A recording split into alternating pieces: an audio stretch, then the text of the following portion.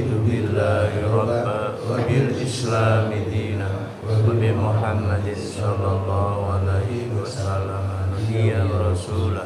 Rabbi zidni ilma warzuqni fahma.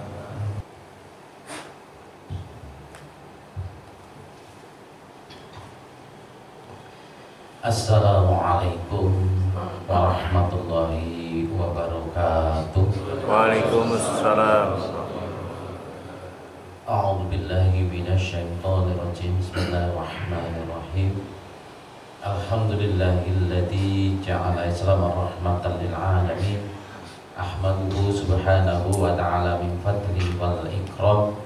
Asyhadu an la ilaha illallah wahdahu la syarikalah.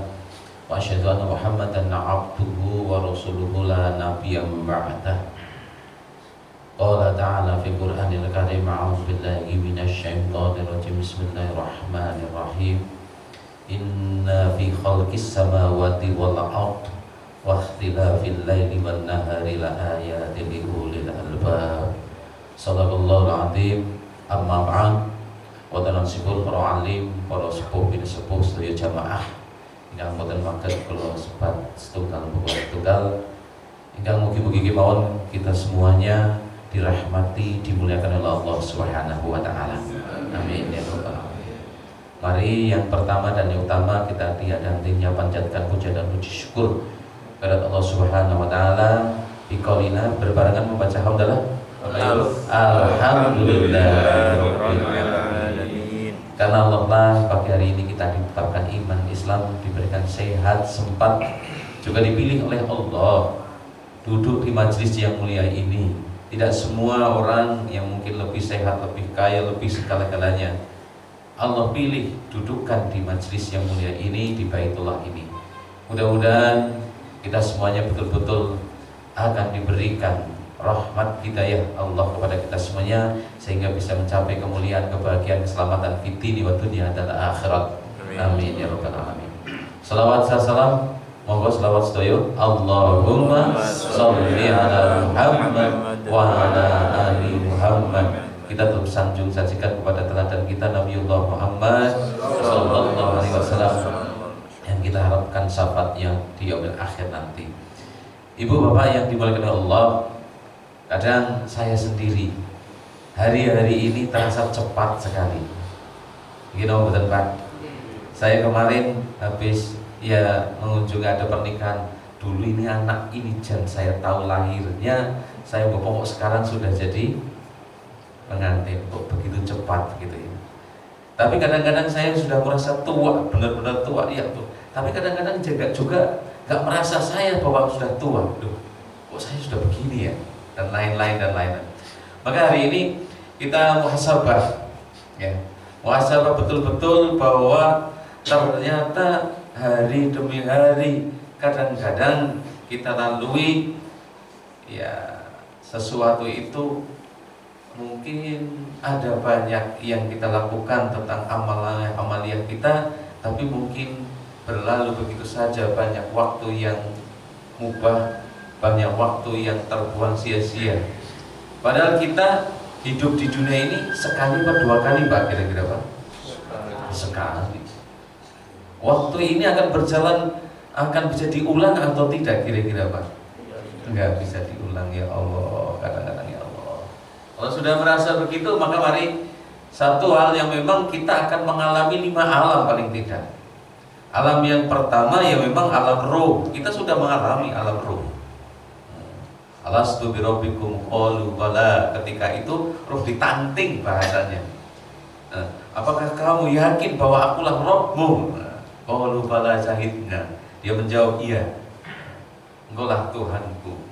Syahidnya. Yang meyakini, maka roh itu ditiupkan ke alam yang kedua, yaitu alam kandungan. Masih ada yang merasa enggak gimana alam kandungan, alam roh? Enggak ada yang bisa ya. Kemudian alam dunia, inilah alam dunia ya. Nanti alam dunia adalah barzah dan kampung akhirat. 5 alam ini, maka kita pasti akan melakukannya. Maka kadang-kadang ya apa sih yang harus kita lakukan? Ada satu hal yang memang kadang-kadang kita banyak pertanyaan-pertanyaan dari, mohon maaf ya, terutama anak muda, bahkan orang tua pun ada begini, ngapain sih Allah wajibkan kita sholat? Apa sih manfaat sholat di dunia ini? Kira-kira apa Pak? Sholat apakah terus kaya atau terus pintar, terus tenang, terus apa? Kadang-kadang kalau kita rasakan, kalau kita mau berpikir logika terus, maka apa sih? Kenapa Allah wajibkan 5 waktu? Ini pertanyaan-pertanyaan ini yang kadang-kadang muncul di anak-anak muda era sekarang, yang kadang-kadang, mohon maaf, pertanyaannya berani-berani begitu. Ngapain sih ya Pak? Iya. Wong sholat orang marai sugih, orang marai pinter salah langsung. Maka ini perlu kita kaji. Apa? Ya, di dalam perubahan-perubahan dimensi alam yang tadi saya katakan, memang dimensinya selalu berubah dan beda-beda, tapi sangat terkait. Ya tadi alam roh menuju alam kandungan, itu di situ memang dibutuhkan jawaban roh. Iya Pak, enggak, yakin enggak akan rohmu. Di alam kandungan ketika sudah ditiupkan 1 bulan, 2 bulan, 3 bulan, 4 bulan, ya, 4 bulan, ya, ditiupkan roh di situ. Maka lama-kelamaan setelah 7-6 bulan, maka dia akan genap anggota tubuhnya. Mungkin di sini ada yang ahli medis, nanti bisa dicek. Anggota tubuhnya sudah mulai genap. Allah ciptakan mata, hidung, tangan, kaki, dan lain-lain. Akan tetapi, kalau bayi bisa berpikir, adakah tangan, mulut, kaki, telinga digunakan di dalam kandungan? Nonton badan kira-kira. Oh, mulutnya kecap makan, hidungnya kempas kempis, matanya untuk melihat. Tidak akan mungkin. Tapi kenapa Allah ciptakan hidung, mata, kaki, tangan, dan lain-lain? Padahal di dalam kandungan, ya karena kebetulan anak saya pernah, ya, yang kedua dan ketiga itu sesar semua, jadi pernah dijelaskan oleh dokter. Ingat betul, saya ingat anak yang ketiga itu 9 bulan, 10 hari, 15 hari itu sudah masih di kandungan. Tapi dokternya ketika di USG dimensi 4, saya ingat tadi agak jelas itu di Pak, nggak usah takut walaupun 9 bulan, 10 hari lebih ini, tapi plasentanya masih bagus, masih jernih, belum keruh katanya dia. Maka tenang saja. Ternyata kalau saya pikir, ternyata di dalam kandungan yang dibutuhkan hanya plasenta. Sedangkan tangan, kaki, mata yang diciptakan oleh Allah di dalam kandungan itu tidak ada berfungsi secara total. Gak ada bayi melek, merem, dan lain-lain. Tapi kenapa Allah ciptakan mata, kaki, tangan, dan lain-lain, padahal di dalam kandungan tidak terpakai? Kira-kira kenapa Pak? Bu? Nah, karena ketika pindah ke alam berikutnya, Allah memahami betul kebutuhan manusia. Dia sangatlah membutuhkan anggota tubuh tersebut. Coba bayangkan kalau bayi tidak punya mulut, kira-kira gimana? Tidak punya mata saja cacat dan lain-lain. Dia akan cacat, dia akan kesulitan menghadapi di dunia selanjutnya, alam berikutnya, yaitu di alam dunia ini. Ini kalau alam, kalaupun tidak dibutuhkan di alam yang dia lagi alami, diciptakannya, di alam kandungan tidak butuh mata, telinga, dan lain-lain, tapi sangat dibutuhkan ketika di alam berikutnya. Demikian juga kita harus berpikir bahwa kenapa Allah wajibkan kita sholat, zakat, puasa, haji bagi yang mampu di bulan Dzulhijjah ini.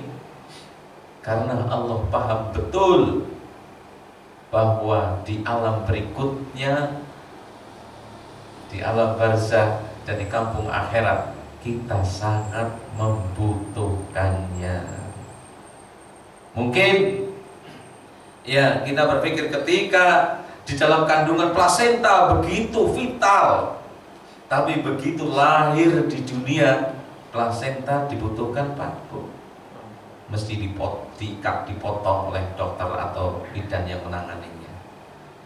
Ya, sama hari ini mungkin kalau kita berpikir yang penting dibutuhkan adalah makan, harta, benda, pangkat, jabatan, itu terus. Memang di dunia yang dibutuhkan itu. Tapi lihat, kalau sudah Bismillahi wa ala millati Rasulillah, itu doa gimana Pak? Memasukkan jenazah ke dalam liang landak, bleng gitu. Masih dibutuhkan harta, pangkat, jabatan?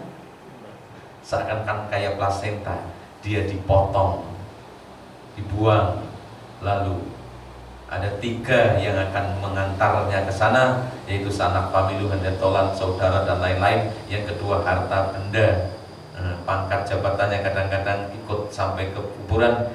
Yang ketiga adalah amal-amalnya. Begitu masuk, 2 akan dipotong begitu saja, seperti halnya plasenta yang tidak digunakan lagi ketika sudah lahir ke dunia. Tapi harta, benda, pangkat, jabatan itu pun juga tidak akan digunakan lagi. Begitu masuk, baru yang dibutuhkan. Betapa pentingnya sholat, betapa pentingnya zakat, puasa, dan lain-lain. Ini yang menjadi apa ya, berpikir kita, oh ternyata begitu pentingnya. Karena Allah wajibkan kewajiban kita ketika di dunia ini, karena Allah paham betul bahwa kita sangat membutuhkan nanti di alam berikutnya. Ini biar kadang-kadang biar kita akal kita bisa menerima, oh iya. Jemaah sekalian rahimakumullah. Tadi di Muqaddimah memang saya bacakan satu ayat bahwa Bismillahirrahmanirrahim, inna fi khalqis samawati wal ardh wa ikhtilafil laili wan nahari la ayatin liulil albab. Sesungguhnya dalam penciptaan langit dan bumi, ya, bergantinya siang dan malam, itu ada tanda-tanda kekuasaan Allah bagi orang yang mau berpikir. Maka isyarat ini bahwa di dunia sampai di akhirat sunnatullahnya hanya ada 2 kemungkinan, Pak. Ya, ini yang perlu kita pahami.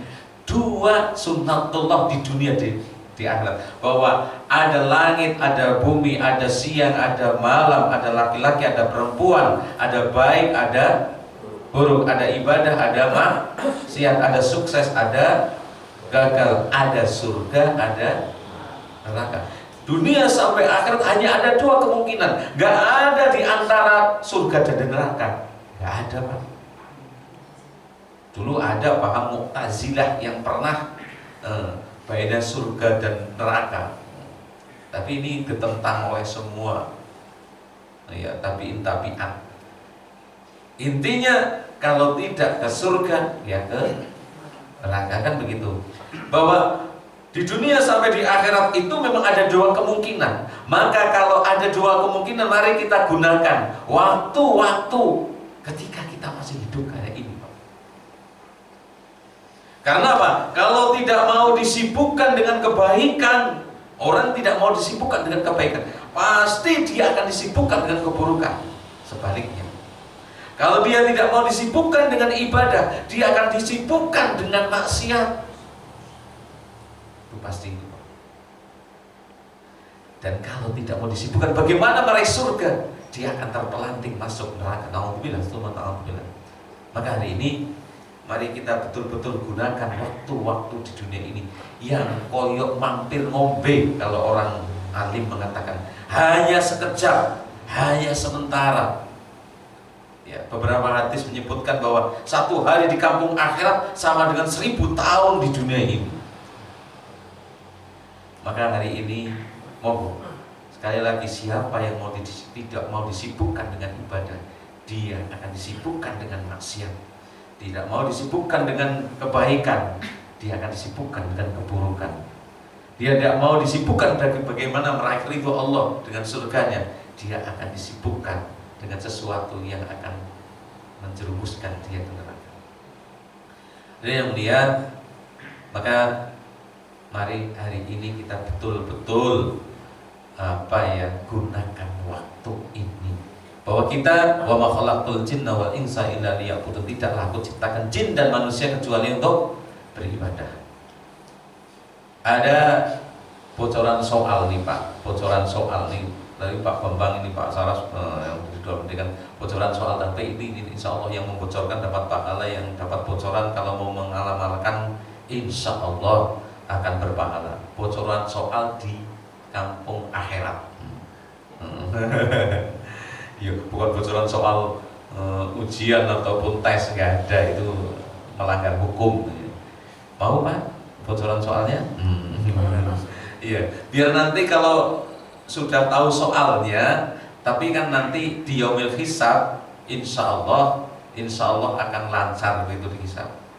Ya, sebuah hadis yang diriwayatkan oleh Imam Ibnu Hibban dan At-Tirmidzi. Jadi ya, anna Rasulullah sallallahu alaihi wasallam qala la tazulu abdi yaumal qiyamati hatta yus'alu, ya, yus'ala ngan arba'in. Ini sesuatu yang memang saya katakan tadi, bocoran soal nanti di yaumul hisab, Pak. Dari semua, sesungguhnya Rasulullah sallallahu alaihi wasallam itu telah bersabda, tidak akan beranjak dua kaki seorang hamba di yaumil akhir, la tazulu abdi yaumil qiyamati, ya, hatta yus'alu nan arba'in, sebelum ia ditanyakan 4 hal atau 4 macam. Jadi ini pertanyaan, kan bocoran soal nih Pak. Jadi tapi yang menyampaikan insya Allah tidak di salah, dan yang mendengar pun nanti kalau melaksanakan juga bagus.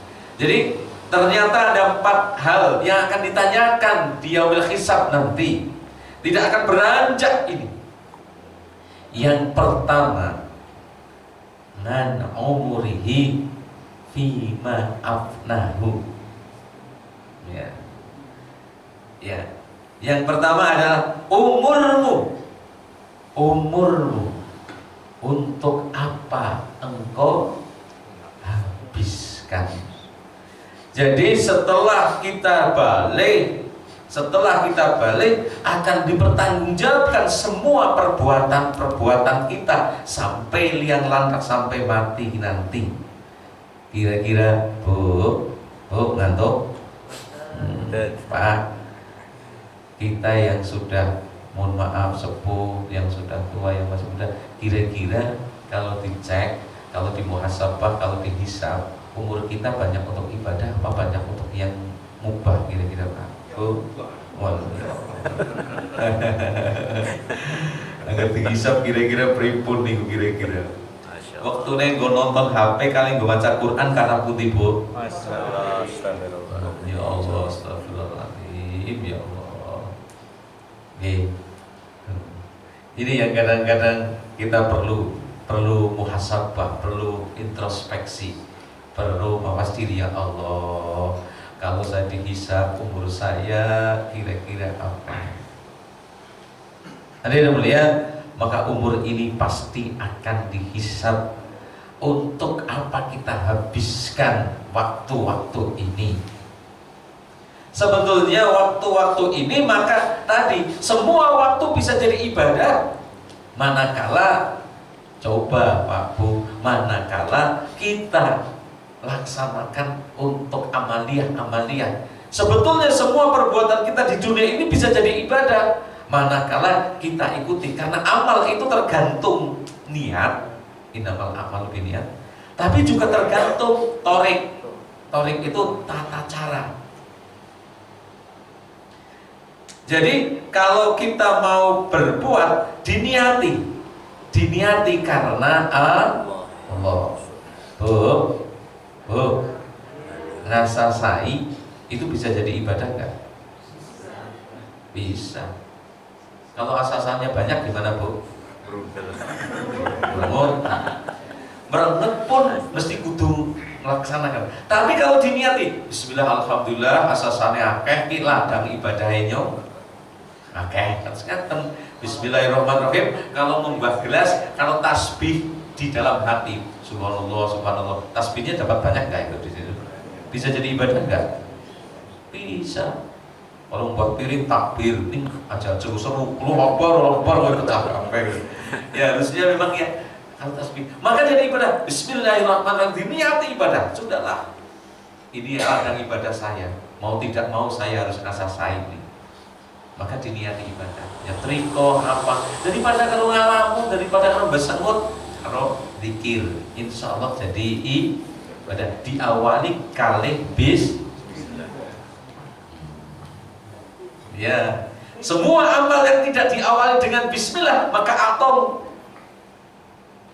Jadi awali dengan bismillah. Torik itu adalah tata cara, maka luruskan niat, maka sempurnakan ikhtiar dan tawakal Allah. Jadi bismillahirrahmanirrahim sudah. Jadi kalau Anda pakai adab, pakai tata cara, Kanjeng Nabi sudah ngajarkan dari bangun tidur sampai tidur lagi. Kalau adabnya dipakai, jangankan sholat, masuk WC pun bisa jadi ibadah, Pak. You know what? Iya, karena melakukan sunnah. Bismillah, Allahumma ini a'udzubika minal khubuthi wal khaba'ith. Masuk kaki kiri dulu, perhatikan. Maka itu jadi ibadah. Karena niatnya memang melaksanakan sunnah, memakai cara-cara yang diajarkan oleh Rasulullah, itu jadi sunnah. Tapi kalau tidak pakai niat karena Allah, tidak pakai tata cara yang diajarkan oleh Allah dan Rasulnya, jangankan masuk WC, sholat pun bisa tidak akan terpakai. Maka hari ini saya muhasabah, saya mengingatkan diri saya pribadi, mari amal segala perbuatan kita. Pokoknya dan mau keluar, mau tindakan, mau ke masjid, mau kemana, mau naik kendaraan, mau ke WC, mau kemana, gunakan adab, gunakan tata cara yang diajarkan oleh Rasulullah. Insya Allah. Kemudian yang kedua, saya cepatkan waktunya, ternyata cepat. An jasadihi fima ablahu, jasadmu rusak, sudah tua, makin tua, itu digunakan untuk apa saja. Jadi tadi mata kita, hidung kita, otak kita, mulut kita, tangan, kaki kita itu semua berpotensi untuk berbuat baik, tapi sebaliknya berpotensi pula untuk berbuat maksiat. Tinggal dipilih mana, kan hanya ada dua kemungkinan. Hadirin yang mulia, maka kira-kira gimana Pak? Sering untuk hibah ngomongaken alane tangane atau sering untuk zikir kira-kira mulut ini Pak, lidahnya? Oh, ya Allah. Lisan ini salamatul insan fi hifdil lisan. Keselamatan seseorang itu tergantung pada lisannya. Kalau bicara ini bisa sampai 2 hari nggak selesai Pak. Hanya lisan saja luar biasa. Lisan, ini kok lisan apa lisan? Lisan apa lisan Pak? Lidah. Ya, lisan itu bukan mulut. Kalau mulut itu famun. Nah, famun mulut, safatun bibir, sinun gigi, lisanun lidah. Lihat. Perhatikan lidah. Lidah memang tak bertulang, tapi tajamnya bisa melebihi pedang. Tak kala pedang melukai badan, banyak obat bisa ku cari, dokter bilang-bilang. Tapi tak kala lidah melukai hati, kemana obat bisa ku cari? Waduh, jadi ini agak puitis sedikit ya Pak. Jadi kalau jenengan ngendikane kelarani kancane, kelarani tanggane, kanca batil, nganti tekan hati, maka kadang-kadang sulit sekali untuk diobati Pak. Orang sudah pernah disakiti rasanya kadang-kadang begitu. Maka hati-hati dengan lisan ini. Dengan lisan ini maka diajarkan untuk tepo saliro, untuk ya betul-betul menggambarkan sebelum bicara, maka yang akan diajak bicara itu diri kita sendiri.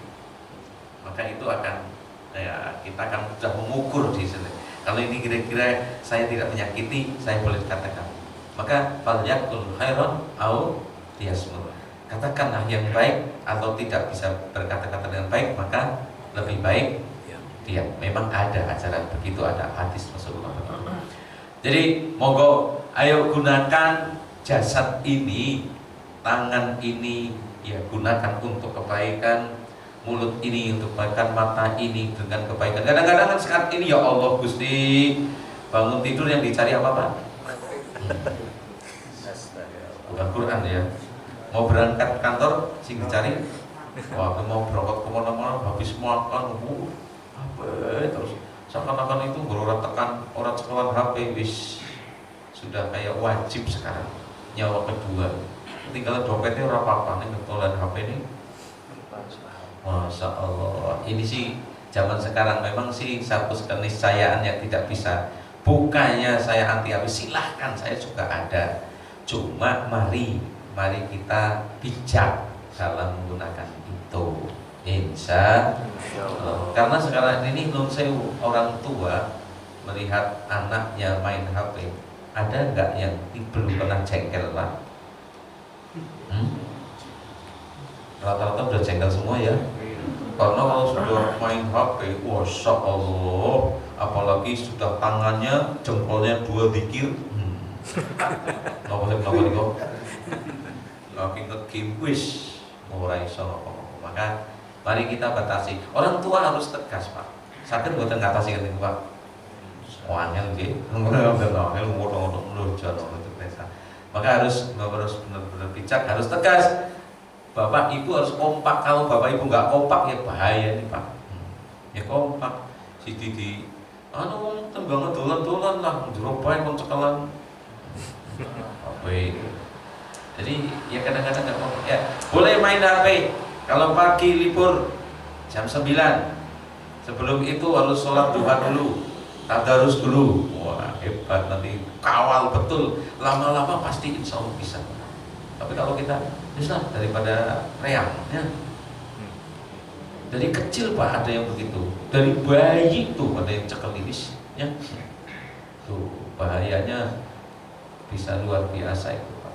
Bukan berarti apa-apa. Hadirin yang mulia. Kemudian yang ketiga, ini kok habis ya? Gak apa-apa Pak. Ya. Yang ketiga, ngan ilmihi mada amila fi. Ya.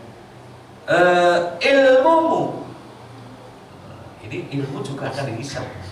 Apakah sudah diamalkan? Jadi ada wailul ya, ada orang celaka. Celakalah orang-orang yang tidak mau belajar Pak. Terutama tidak mau belajar agama itu celaka. Tapi celaka juga orang yang punya ilmu tapi tidak mau mengamalkannya. Maka monggo yang sederhana, dari yang paling sederhana Pak, saya katakan tadi, dari bangun tidur sampai tidur lagi, dicoba adabnya dipakai. Bangun tidur ya duduk dulu sebentar, usapkan punggung kanan, alhamdulillahilladzi ahyana ba'da ma amatana wa ilaihi nusyur. Kemudian segera semua dicoba adab itu dipakai sedikit demi sedikit. Oh itu kan sudah bisa. Oh Abdurrah bisa doanya dan lain. Awali semuanya dengan bismillah atau alhamdulillah. Akhiri dengan alhamdulillah. Bismillahirrahmanirrahim. Itu semuanya insya Allah jadi ibadah semuanya. Ada yang melihat, maka ilmu itu akan dihisab juga. Apakah diamalkan atau tidak? Maka sebaiknya sedikit demi sedikit diamalkan. Termasuk sholat nih. Sholat ya diamalkan. Apa sih? Bahwa sifat-sifat sholat ya, sifat-sifat dalam sholat keluar sholat. Ini yang makanya inna sholata tanha 'anil fahsya'i wal munkar, itu sebetulnya harusnya begitu. Bahwa sifat-sifat dalam sholat keluar sholat. Maksudnya apa? Ya kan sholat tentu niat karena Allah. Maka semua pekerjaan niatkan karena Allah. Awali dengan juga ada takbiratul ihram. Allahu Akbar, Allah Maha Besar. Berarti Allah Maha mengetahui segala-galanya. Bahwa ini di semua tempat, lagi bekerja, lagi sendiri, lagi berdua, tempat terang, tempat remang, semua Allahu Akbar. Maka kalau orang Islam sudah semua begitu, nggak ada koruptor, nggak ada orang yang mau berani apa-apa, karena Allah Maha mengetahui, tidak ada tempat sembunyi di hadapan Allah. Yang ya terakhir ini, karena memang mohon maaf ini cepat sekali, ya, malihi, ya, min aina aktasabahu wa fima anfaqahu. Yang terakhir, yang keempat, yang akan dicek bocoran soal nih Pak, hartamu dari mana engkau dapatkan, wa fima anfaqahu, dan kemana engkau belanjakan. Ternyata untuk untuk yang keempat itu tentang amal, tentang mal, tentang harta kekayaan, itu akan ada dua pertanyaan. Kalau yang tadi kan yang tiga itu hanya satu pertanyaan, tapi yang dua itu langsung dua pertanyaan. Dari mana engkau dapatkan dan kemana engkau? Maka tentang harta ini nanti di akhirat akan ada tiga golongan. Dua golongan itu akan celaka dan satu golongan akan selamat. Dua golongan itu yang punya harta banyak itu akan celaka siapa? Mereka yang pertama, golongan yang pertama adalah yang mencari harta dengan cara yang batil, dengan cara yang haram, pasti celaka. Walaupun koruptor itu hasil koruptornya menyumbang bangun masjid kabeh, tetap ia celaka, tidak bisa. Yang kedua, yang yang celaka, yaitu mereka yang mencari harta dengan cara yang halal tapi dibelanjakan ke tempat yang haram, itu celaka. Bahkan dalam ada dua kemalangan kalau orang itu punya banyak harta kemudian meninggal, Pak. Kok malang? Iya. Dua kemalangan itu apa? Duit pakai umpamanya duit rezeki baru jual alhamdulillah 1 miliar, mati orangnya, malang kan dia. Malang pertama apa? Tidak bisa menggunakan hartanya, harus mati. Yang kedua malangnya apa? Di akhirat tetap dihisab, karena apa ya? Min aina kemana? Dari mana engkau dapatkan? Walaupun orang gunakan, dia akan tetap dihisab. Dari mana ia dapatkan? Min aina aktasabahu. Kemudian ya, itu kemalangan orang yang punya. Bukannya tidak boleh memiliki harta, silahkan miliki harta dunia dengan segala isinya, tapi ingat akan dihisab. Min aina aktasabahu wa fima anfaqahu. Dari mana ia dapatkan dan kemana ia belanjakan.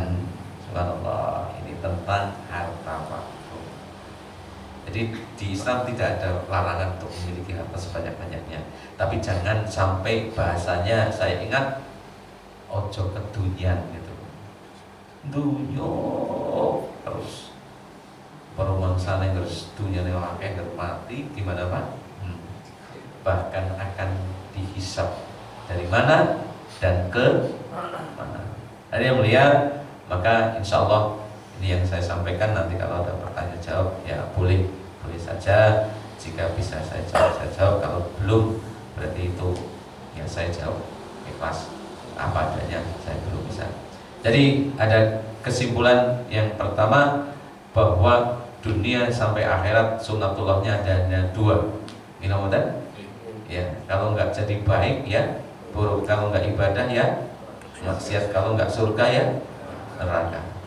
Maka yang kedua kesimpulannya, mari kita betul-betul di dunia ini dijadikan ladang ibadah.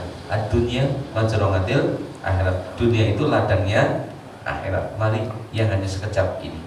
Yang ketiga, tadi ada 4 bocoran soal Pak, pertanyaan. Yang pertama adalah ngan umurihi mada ya min ya ngan umurihi, kemana engkau habiskan. Yang kedua ngan jasadina fima ablahu, jasadmu untuk apa engkau gunakan. Yang ketiga apa? Ilmumu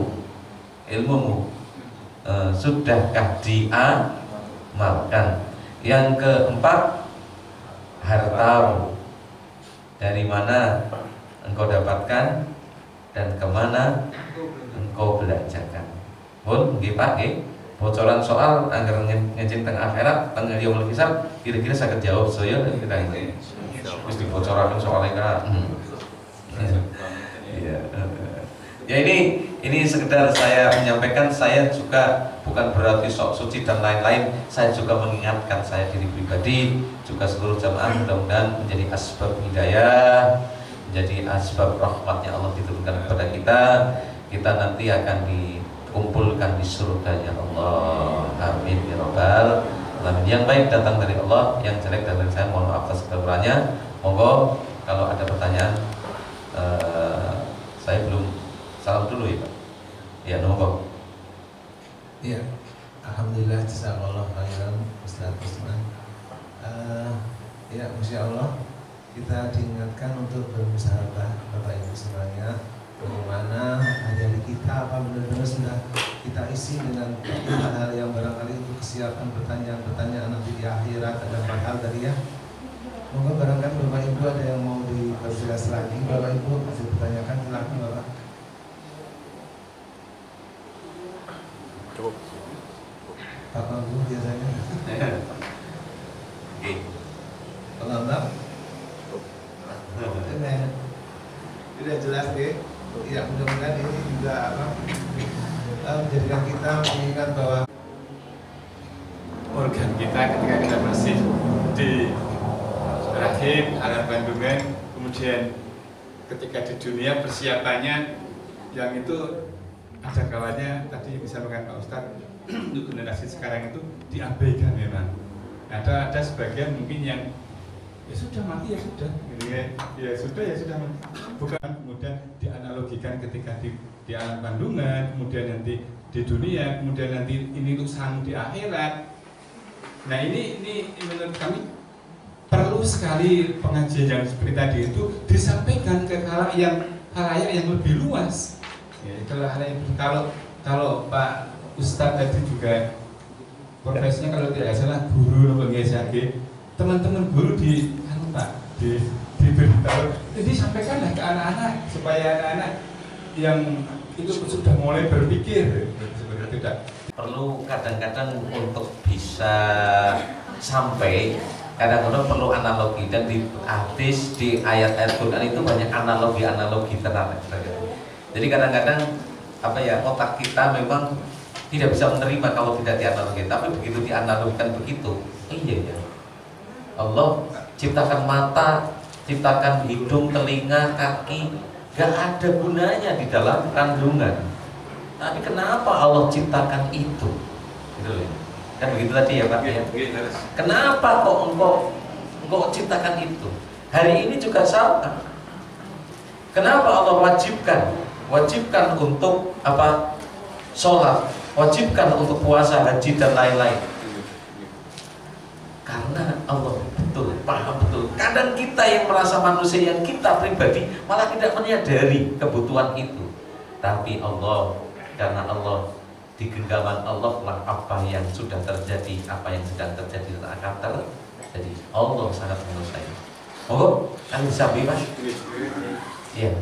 Sebetulnya ada banyak sekali analogi berpikir. Diri kita sebetulnya kan 50-50. 50-50-nya apa? 50% jasad, 50% jiwa atau roh.